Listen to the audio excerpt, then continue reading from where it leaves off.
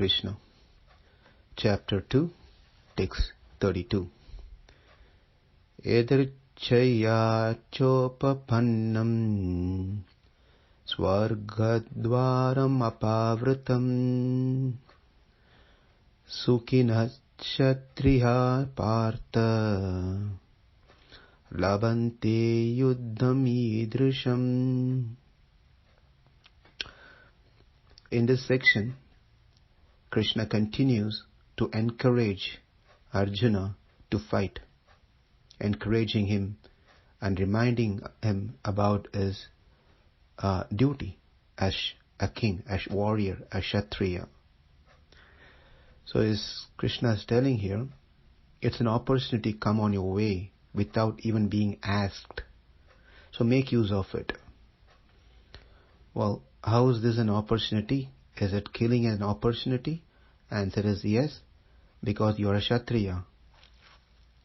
Therefore, the doors are open for you to attain heavenly planet by doing your duty as kṣatriya. This is a great opportunity you have. Not everyone will get such an opportunity. Only great warriors and kings like yourself will get this chance. The reason this is great opportunity because that this will accelerate in your spiritual progress for self-realization and helps you to attain liberation. As it's been told previously, for a brahmana, doing yajna and doing sacrifices opens up the door for him for liberation. Likewise, for you kṣatriya, a religious fight to retain, to save dharma is an opening door for you to attain liberation. And you haven't done anything on this one. yadṛcchayā. Yadṛcchayā means it happened on its own accord without you putting any effort. It is a great opportunity, means which is something comes by itself without our own effort. That's called yadṛcchayā. So it just came by itself. So why don't you make use of this opportunity?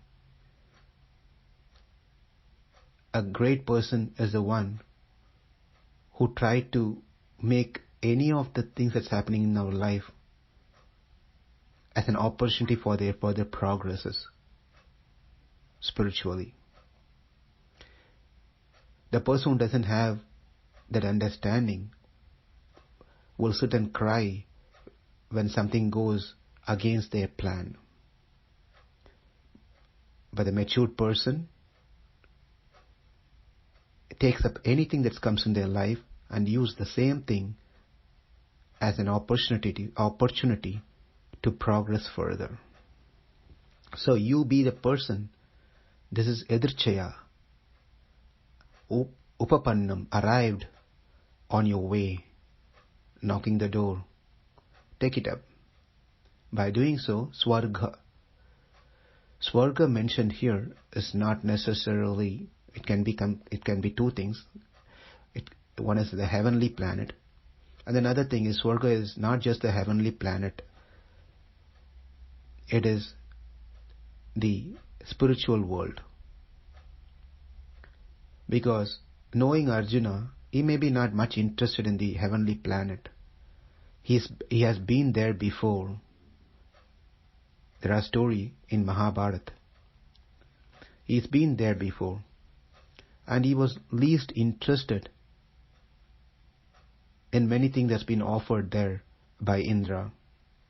Therefore, he is not a person who will get attracted if Krishna is going to say, you will go to heaven. That's not what he is much concerned about or interested upon. When you're saying something to someone to buy in, then you have to tell something which that person will get attracted to. Therefore, the meaning of svarga here could be taken as a spiritual world than considering to be an heavenly Indra's place.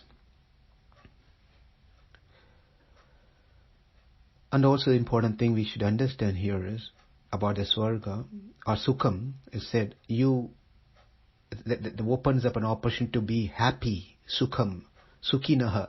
Sukhinaḥ means being happy. So just understanding what this happiness is being spoken here is that which is not connected to distress, that which will never get connected to a distress,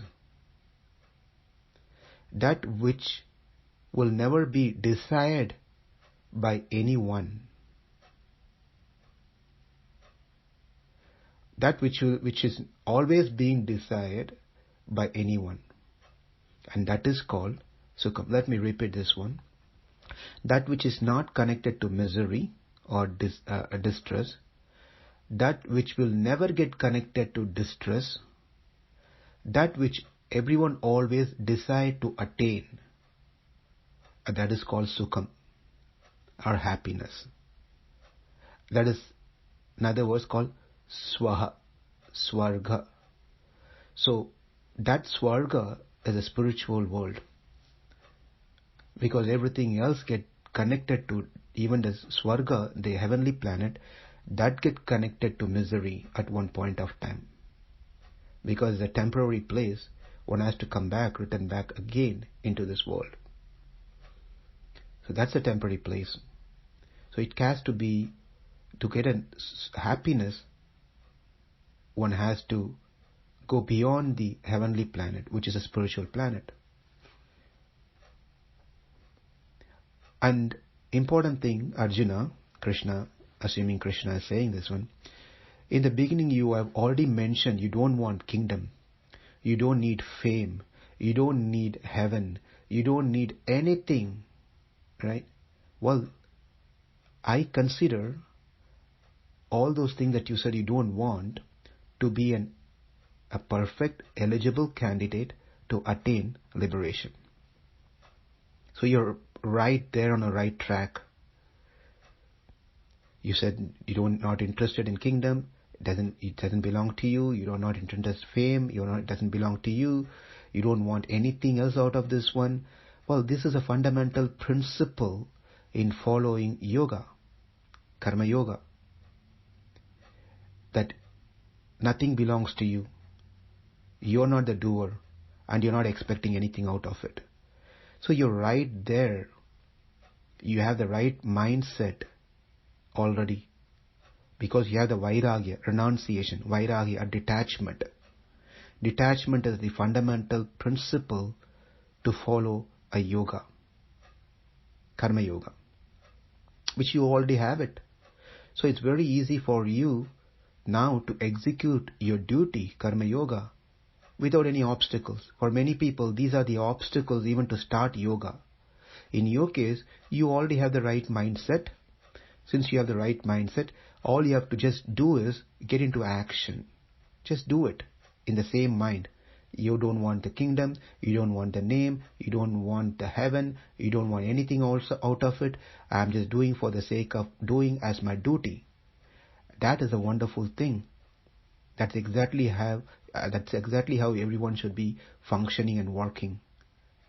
And that helps one to spiritually progress.